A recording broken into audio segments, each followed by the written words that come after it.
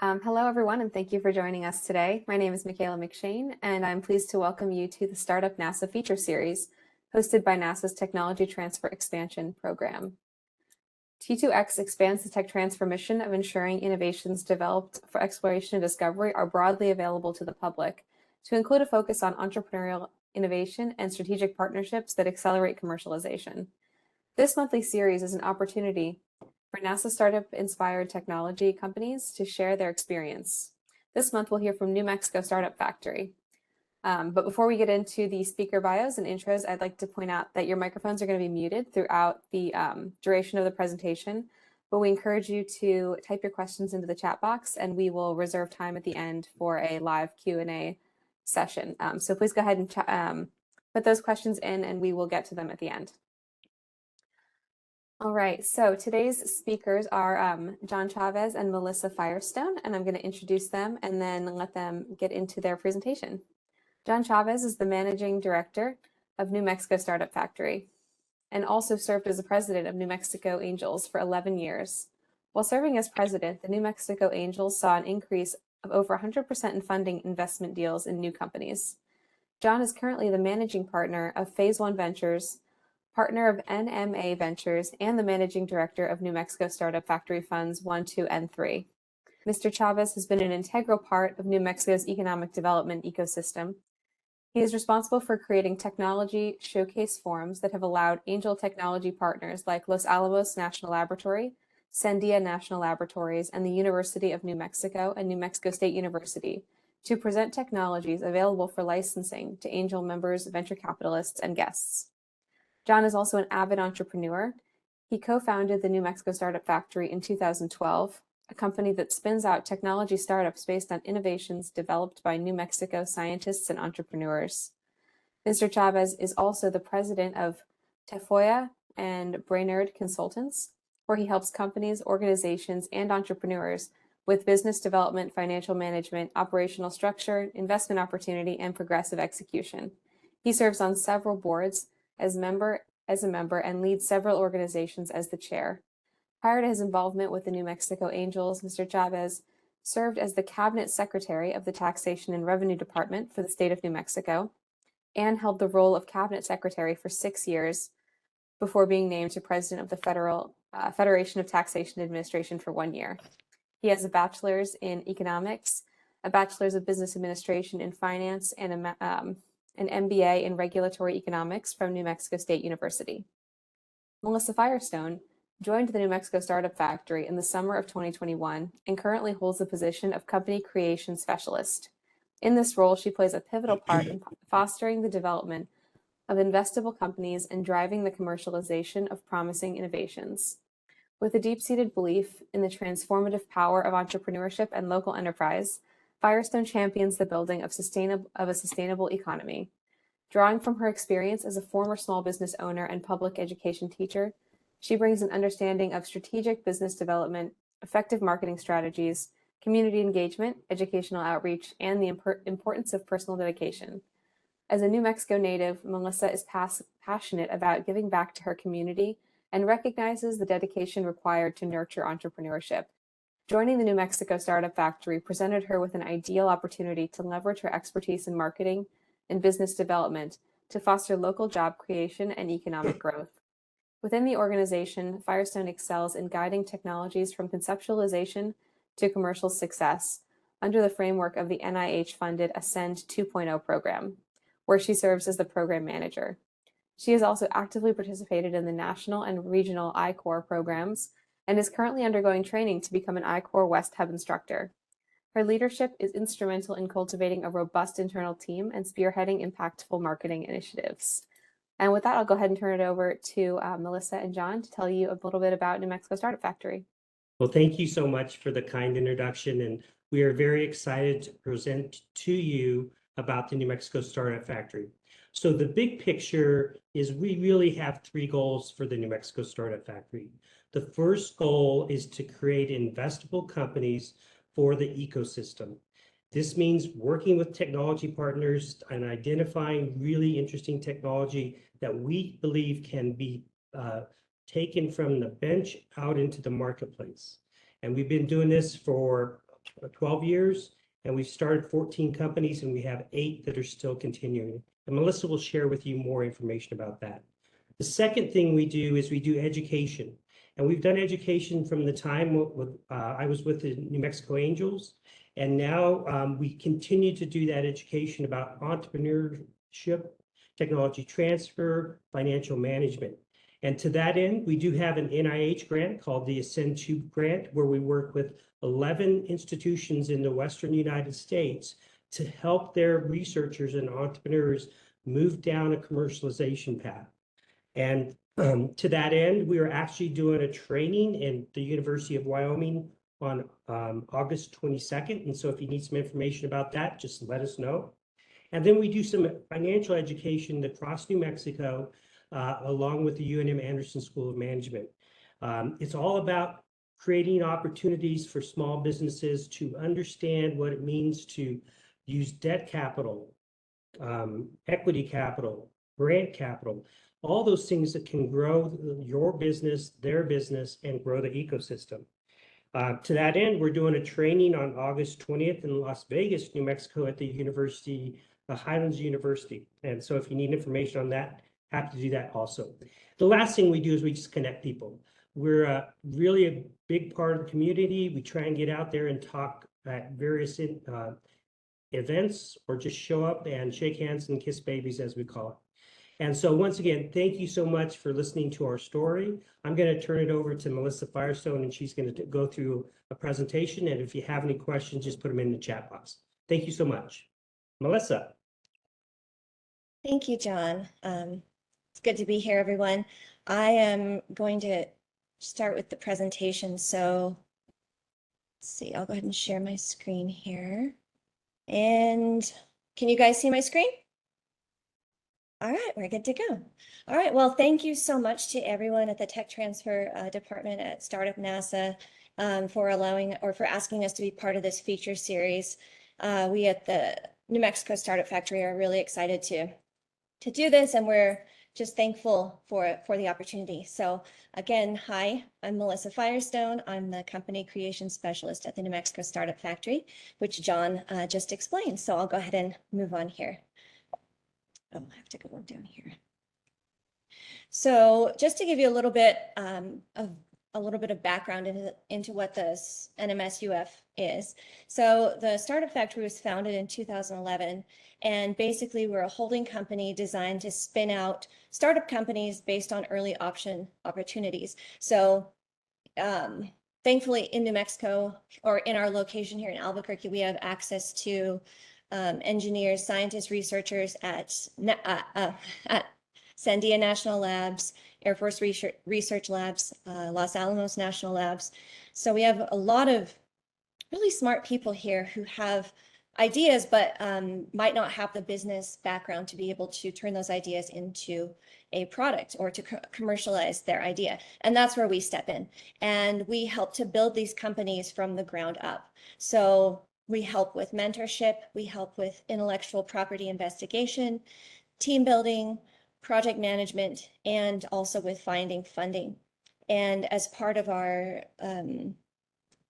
part of how we operate is we like I said, we build the companies, and we get an equity in the companies from the ground level, so from the very beginning. So opportunities don't happen, you create them. So there are quite a few benefits for investors who decide to invest in some of our portfolio companies. And these are just to name a few of them. Our low pre-money value, we create our own deal flow. We have a very diverse portfolio. I'm going to get into some of our companies later in this presentation, but we have more than what I'm going to present. No management fees. We work with Startup Factory technology partners who I mentioned before, and I will mention more later, including like Sandia National Labs. And then we build our local economy by creating opportunities in New Mexico. So all of our companies are formed in New Mexico. So we do have partners in California, we have partners in Texas, but we do make sure that our companies stay in New Mexico. So we do have a few funds. Like I said, that 2011 fund had 4 companies. Unfortunately, there were no exits, so those companies were shut down. But then in 2015, we started Fund 2. 9 companies were created. 5 are currently in development and are successful. And then we have 1 that has exited and it's been profitable for 3 years. And each year it returns capital to investors. So kudos to them for getting in early. And then we have 3 companies that have secured non-dilutive or grant funding. And a lot of our companies do qualify for non-dilutive funding, which is really helpful in getting them to move forward, to pay researchers, to pay the scientists, because it's not cheap to do that research. This is our typical structure. So when we create companies, this is the breakdown or the pie as it goes. So, 55% to managers and entrepreneurs, 25% to the startup factory, 10% is our stock pool option, and then 10% to service providers. If you're wondering how or what we do exactly and how we do it, we'll just sum it up saying we source technology. So we find, or technologists will come to us from UNM, from really anywhere around here. And then we have to make sure that they have they have IP on their idea, because if somebody else is already doing this out there, then you can't move forward, right? You have to have your IP secured. So we work with the principal investigator. We have a lawyer, we have a few lawyers, and we reach out to them and figure out how we can move forward with that intellectual property to see if it can become a viable company. We find the right management team. So us at the Startup Factory, we're a small team, but we have other team members within our portfolio companies that really build these robust teams.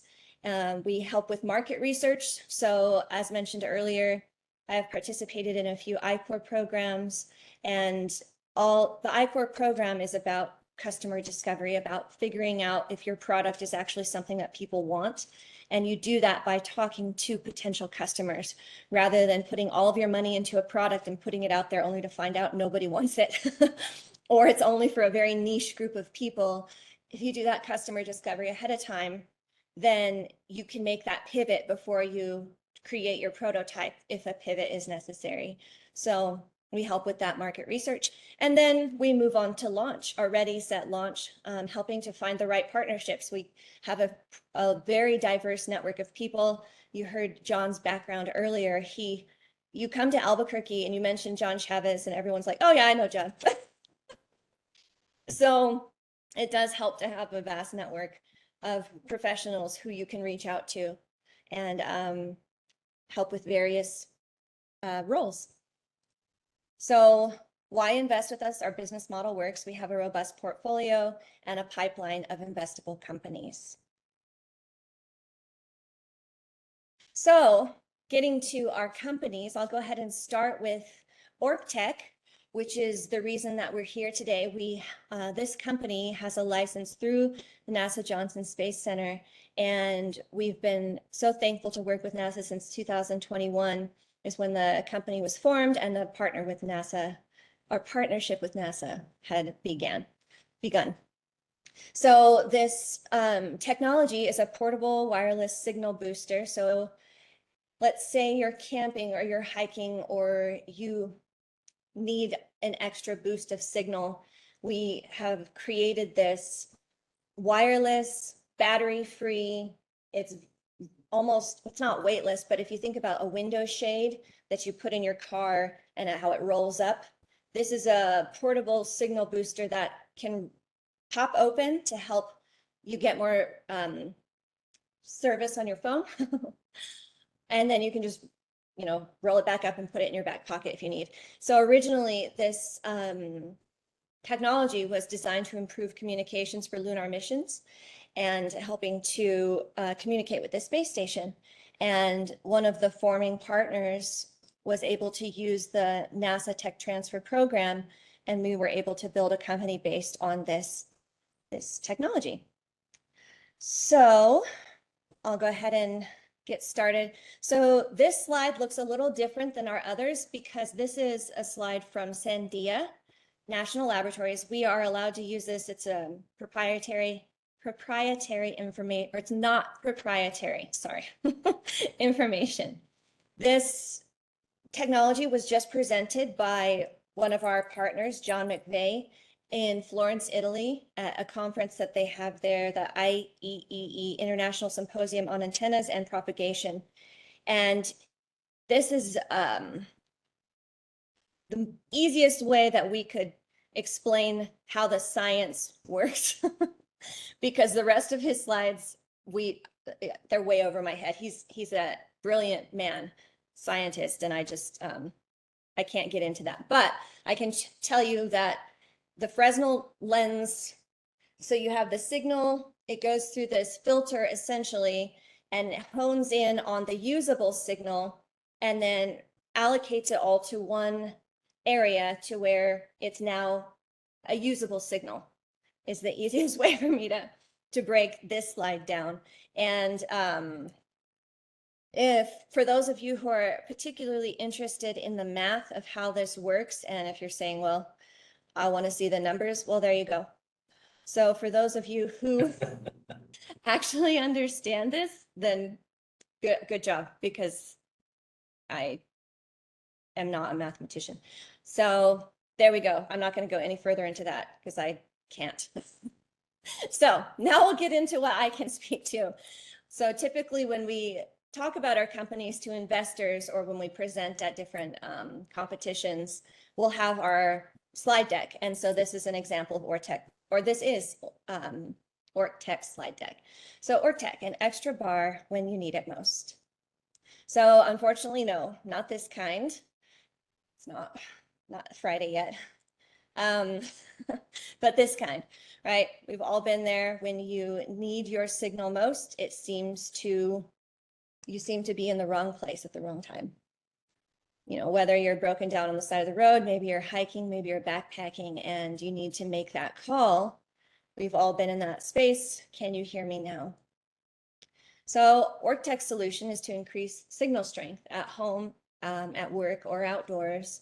It's safe, lightweight, and compact. And like I mentioned before, there's no need for batteries or cables. It's just very, very portable and doesn't require any power to work. This is a simple picture of what it could look like, let's say, if you were to take it out camping, but this is just one of a simulation of of what the prototype would look like. And then the bottom right picture is the making of the very first prototype. So our initial testing was done by Sandia National Laboratory, and that testing went well. We were able to get further funding, and then now we're in our second round through a program that they have called the NMSBA, New Mexico Small Business Assistance. And now they're working on gaining additional data to create a second generation prototype. They've shown that it improves signal strength by a minimum of 20%. So that's an increase of 1 to 2 bars in your cell phone reception. And it is compatible with all cell phone service providers. Some of our target markets, so it's kind of hard sometimes with something like this to hone in on a specific market. So, you know, we started, well, maybe search and rescue, first response, military, then people who live in rural areas, the outdoor enthusiasts, and then remote workers, because most of us, I shouldn't say most of us, a lot of us are doing that now, or in some hybrid fashion. This is an actual picture of the first prototype that we had made, and it's lower cost and half the size of the closest competition. And if you see this really cool graphic here of this petroglyph, that was had to get special permission from the Okewenge tribe to use that.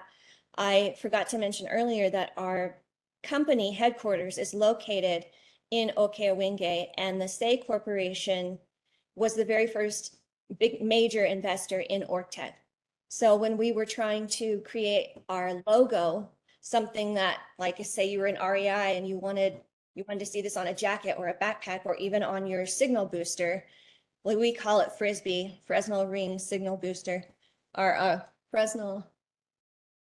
Yeah, that's right.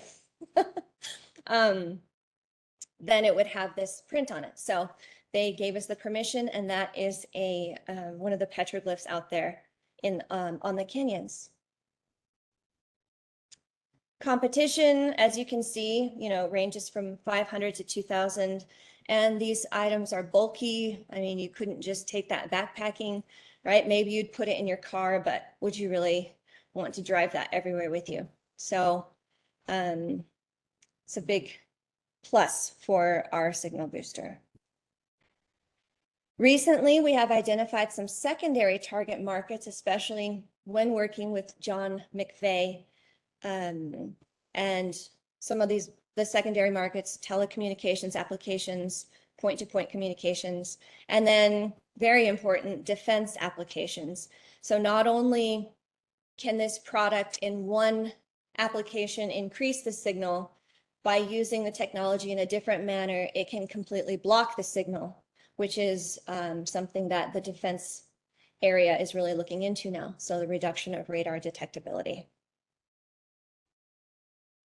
So as mentioned before, we have our license through NASA, and it was established in 2020, and we have an exclusive commercial license in progress. And like I mentioned, going back to your IP before moving forward, you always want to make sure that you have this in place. Here is our team. Starting, you guys have met John Chavez, he's the money guy. Then we have our Chief Operating Officer, Peter Schmitz. Joshua Benavides, he was one of the founding partners. And then me, I'm the marketing coordinator for this company. Oh, and another thing, when you're presenting your companies, your team is very important. So just to kind of put that out there, investors might like what you have to say, but they really want to know if your team can back up the work that you're promising to do. So that's going to be a big point when talking about what you're doing. Our projected schematic, just kind of walking you through what our plan is as we start to move along. So it takes a community. These are some of our partners. Like I said, the NMSBA program is a government program where you are able to get your technology tested and we don't have to pay for it. Arrowhead Innovation Fund out of New Mexico State University. Us, the Startup Factory, the Say Corporation, who again is at the Okiawinge, out on Okiawinge land, and then NASA. We are very, very, very thankful for NASA. So that's the end of the ORC Tech presentation. Typically, if we're presenting to investors, we have more slides about our cap table and how much money we've raised so far, and slides that are pertinent to what investors want to know, but we don't need to go into that today. So moving on, we'll go, before I mention, we have a few other portfolio companies.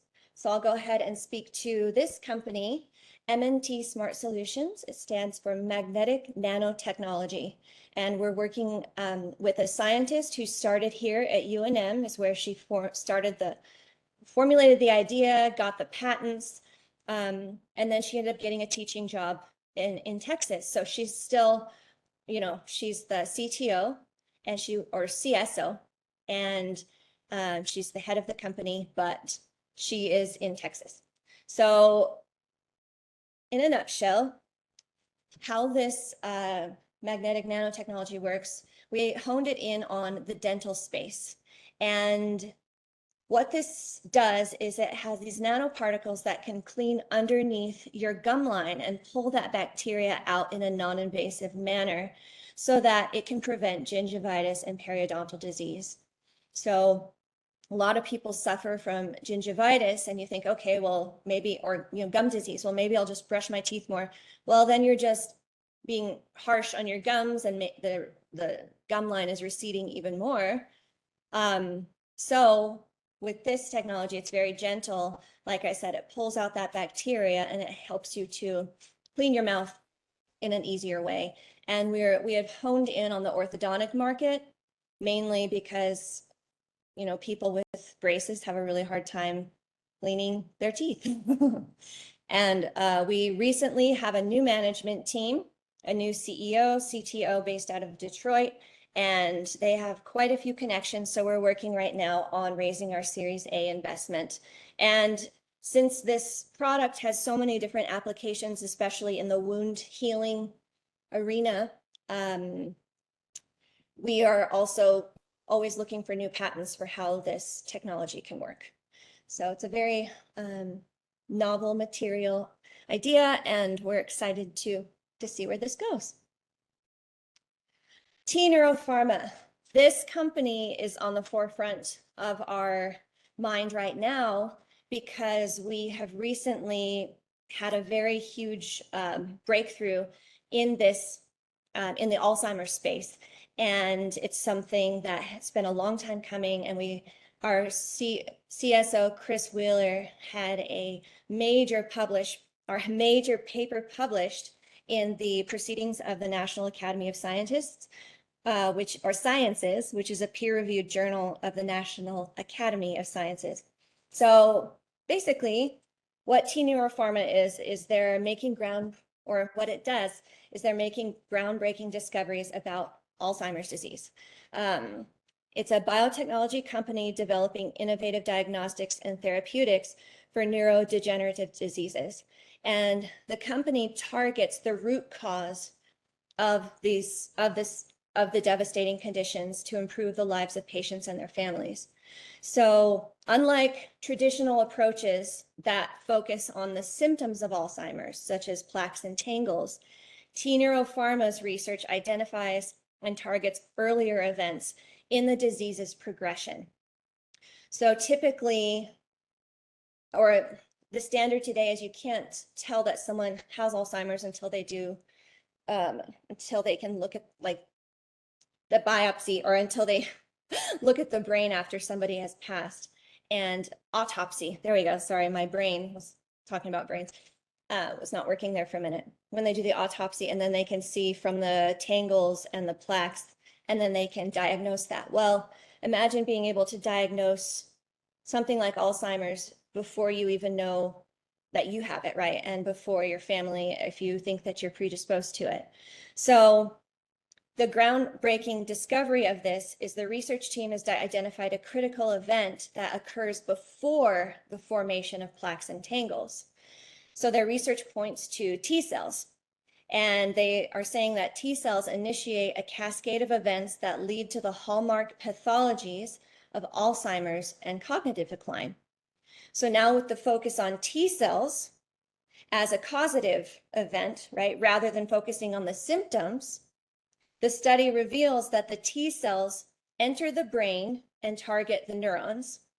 And so with this, we can get early detection because the T cells not only accumulate in the brains of Alzheimer's patients, but they can also be detected in the blood. So you're telling me that all I have to get is a simple blood draw rather than a spinal tap, right, which is standard right now. And usually by then it's too late because you're already showing symptoms of Alzheimer's. Like if I'm afraid that I might have this or it runs in my family, I can just get a yearly blood test when I go in for my annual exam, and they can look for Alzheimer's. And so with this blood test, it means that people can be identified early. And this early identification can be so powerful to those who are worried about the disease or having the predisposition or the disease's progression, because now they're offered the potential for timely intervention and can start to implement preventative measures into their daily life. So this is what's out there right now, and it's finally published, and we're so excited about this. We've just had a major press release, and it talks about the T cells' role in inducing neurodegeneration. So if you're interested in that, if you just Google T-Neuropharma, you should be able to find it. Or if you reach out to me after, I can send you that press release, and I can send you the article itself that Chris Wheeler wrote. So, it's a mouthful. John, do you have anything else you want to add to? No, we're just really excited about this company. Yeah. It's sort of taking off right now. Thank Okay. Okay, so that's T Pharma.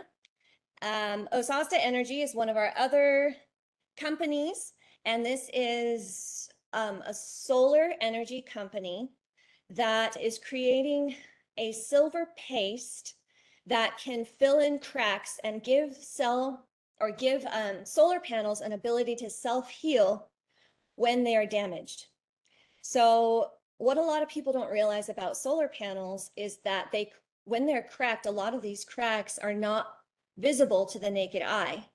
So a lot of people or companies might be losing efficiency, might be losing money because they don't know that those cells no longer work and the conductivity is no longer there because they're cracked. So, and some of these cracks even happen on installation, like people don't even realize, like they'll step on it and not even realize that they crack it, or, hail, or there's one funny picture in one of our pitch decks that has a goat just like hanging out on the solar panel out in a field, like they're susceptible to cracking. So with this paste, the idea is that it's called Metzilla. It's a proprietary blend of this conductive material, and it's put into the solar panel in the manufacturing process. And so if you think of like a really stretchy or like Gumby material, for those who are a little bit maybe older, maybe my age, think of that Gumby character from back in the day that was really stretchy. For those younger, just, I don't know, think of something stretchy. But you have this material in the panels, and then when it cracks, it can fill in the crack and create almost like a bridge between the cells and can maintain that electrical conductivity. So this company has 300,000 in equity investment. It's been around for a while, so we've gotten over 5 million in non-dilutive funding. Again, this is a very expensive product to test. We have to reach out to a lot of outside companies to help us test this product, but it is being developed for the solar market, and we are making some headway and really excited about where this company is going. And we recently received a pretty big grant to move it forward. So lastly, I will talk about our security company. This is the company that had the exit and is currently paying dividends to investors. So those who got in early are thankful that they decided to invest. This is it's a new hardware and security systems to protect hardware from hackers. So essentially what Authentica does is it scans the topography of the chips, and every time they're turned on, the software looks for changes from the last time that they were turned on to ensure that an outside agency has not added or changed anything. So they've created a physically unclonable function.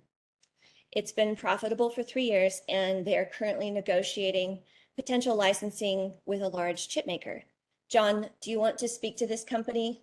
This one's a really nice idea. We created the company, we created the product, and we got customers. And now they're just continuing to grow their revenue year over year. Cool. All right. So going back to some of our partners who we work with for within our different portfolio companies, we work very closely with the UNM Anderson School of Management. Quite a bit of our non-dilutive funding has come from the National Institutes of Health, and then we use different grant programs as well. UNM Health Sciences Center, SAE Corporation, Sandia National Labs, and of course NASA, the reason we're here today. Our amazing team. So I mentioned earlier, we are a small internal team at the Startup Factory, and I'll introduce, or I'll tell you about us. So John Chavez, he's the managing director, started this company. We have Sophia Ortiz, she's a project manager, and then I am, in business development and project management. If you have any questions or you want to see our website, you can always scan the QR code. We are a small team, but like I said, we have a lot of incredible partners, including, scientists and researchers and engineers and PhDs and lawyers and IP specialists, accountants. So we use our different partnerships for whatever's needed in each company. And basically that is that. Okay, Thank you, Melissa, that you did a really good job. thank you. Yeah, great job, both of you. Thank you. Okay, let me switch gears here and we'll move on to the Q&A section. Okay, so thank you both. We received a couple questions. Answer them however you see fit. If you want to both answer in turn, or if one of you would prefer to take one over the other, however you'd like to go about it. Okay. So the question that I see is, does the New Mexico Startup Factory work with companies outside New Mexico? And the answer is yes. And a big piece of that is through the NIH program that we have. We are working with both entrepreneurs, researchers, postdoc, and students at these 11 institutions. And so we are continuing to grow our footprint and assist different individuals in different states. And we just got a request to talk to Purdue University the other day. So we're going to do that.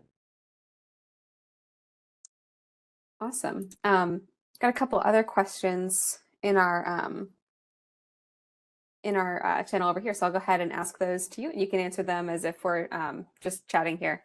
Okay. Okay, let's see. What to do first? Can you elaborate on the process of how technology validation works within your model, and key elements you look at before bringing a technology to market? So I'll go ahead and start with that. So it's really about the person. So the first thing that we would do is we would spend a lot of time with the researcher and try to figure out what they want to do with their technology. And then if we get comfortable with that person and understanding their both role and goals, then we would start looking at the technology as a product.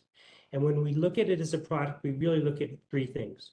We look at the intellectual property, we look at the market, how big is the market, and we look at, I always like to say, is who would buy it. And so we always want to make sure that there is someone out there that is really willing and able to buy a product.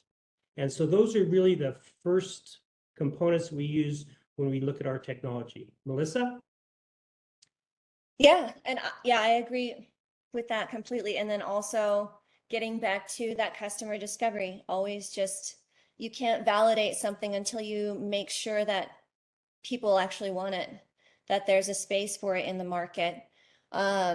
We run into quite a few issues where people think this technology is the greatest, you know, it's your baby, right? So it's like, it's going to be game changing, it's going to change the world, but they haven't actually talked to the people that are going to use it.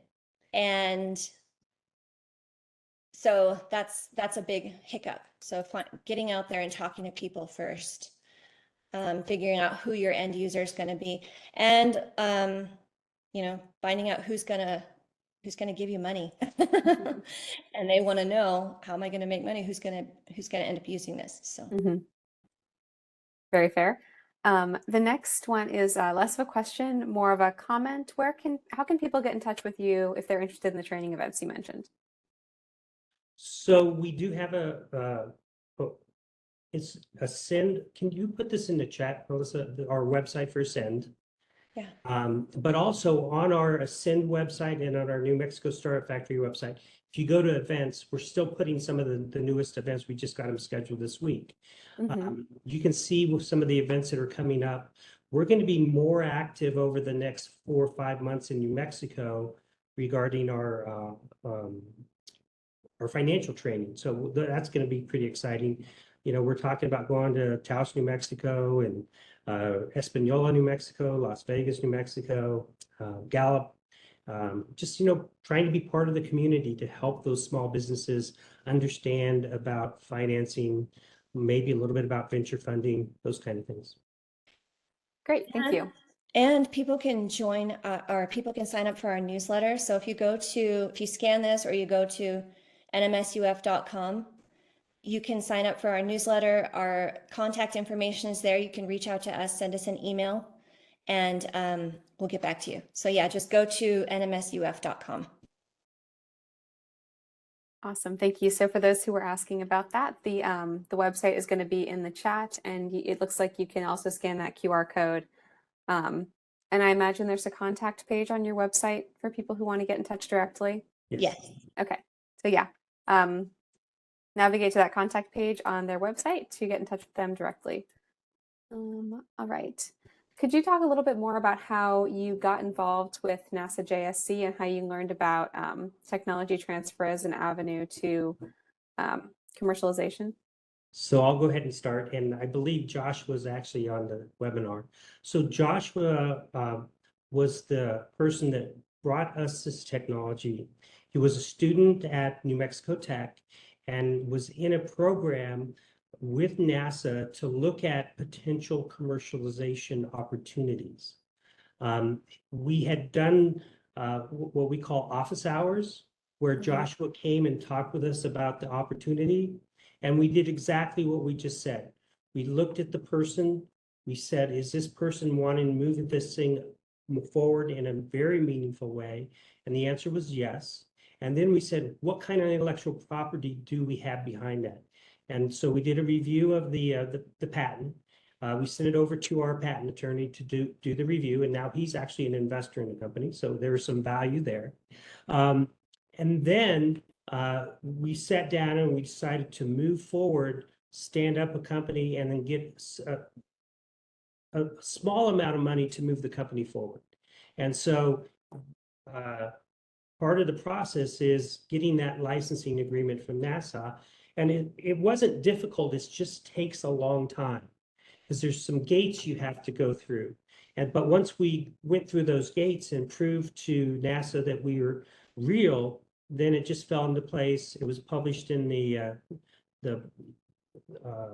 Federal Registry, and we have the option. I mean, we have the license now. So it was a long time coming, but it was very easy, and everybody wanted the same goal of getting a license from NASA. Awesome, thank you. Let's see what else.